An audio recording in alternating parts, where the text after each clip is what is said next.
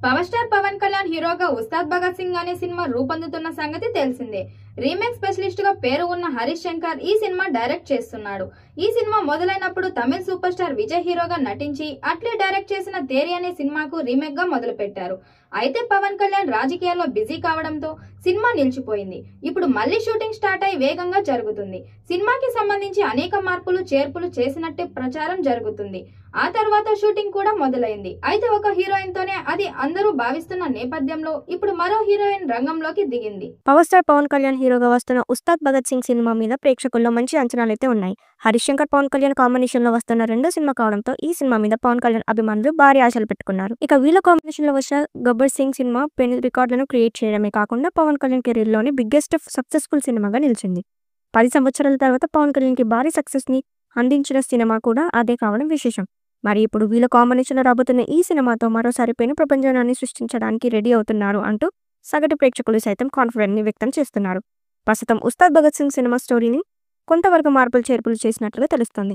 అప్పుడెప్పుడు start చేసిన ఈ cinema ఇప్పుడు కొన్ని మార్పులతో షూటింగ్ జరుపుకుంటోంది.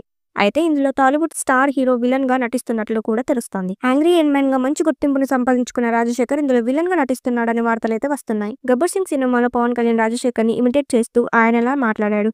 ఈ విషయం అప్పట్లో పెను సంచలనాన్ని రేకెత్తింది. ఒక రకంగా రాజశేఖర్ సైతం పవన్ కళ్యాణ్ తనను ఇమిటేట్ చేయడం పైన కొంతవరకు సీరియస్ అయ్యారు. అయితే చిరంజీవి ప్రజారాజ్యం పార్టీ పెట్టినప్పుడు కూడా రాజశేఖర్ పొలిటికల్ గా చిరంజీవి పవన్ కళ్యాణ్ ని విమర్శించాడు. అయినప్పటికీ మళ్ళీ వీళ్ళ మధ్య మాటలైతే కొనసాగాయి. చిరంజీవి మీద ఎప్పటికప్పుడు కొన్ని విమర్శలు చేస్తూ వచ్చిన రాజశేఖర్ ఇప్పుడైతే కామయ్యాడు. ఆ తరహాలోనే ఒక పవర్ఫుల్ పాత్ర కోసం రాజశేఖర్ ను తీసుకుంటున్నట్లు తెలుస్తోంది. దీనికి పవన్ కళ్యాణ్ కూడా గ్రీన్ సిగ్నల్ ఇచ్చారని వార్తలైతే వినిపిస్తున్నాయి. మరి ఆయన పాత్ర ఎలా ఉండబోతోంది అనేది ఇప్పుడు కీలకంగా మారబోతోంది.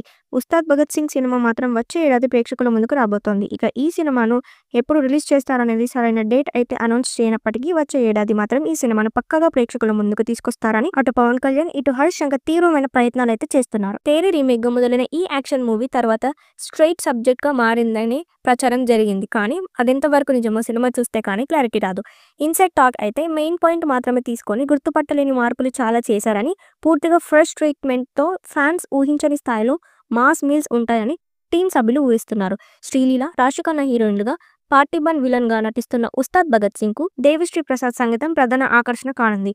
ఇదే కాంబోలో వచ్చిన గబ్బర్ సింగ్ ని మించిన టెరిఫిక్ ఆల్బమ్ ని మూవీ లవర్స్ ఎక్స్పెక్ట్ చేస్తున్నారు. ఇదంతా చూస్తుంటే నవంబర్ కల్లా Ustaad Bhagat Singh first copy ready అయిపోయినా ఆశ్చర్యం లేదు. కాకపోతే విడుదల తేదీ విషయంలో ఎలాంటి నిర్ణయం తీసుకోలేదు. ఓజీ సెప్టెంబర్లో వచ్చేది ఖాయమే. అయితే 2 నెలల్లో 2 పవన్ కళ్యాణ్ సినిమాలు వచ్చినా అరుదైన రికార్డు ఉంటుంది. అప్పుడు కొంచెం గ్యాప్ ఇచ్చి 2026 వేసవిలో ఉస్తాద్ దింపితే బాగుంటుంది.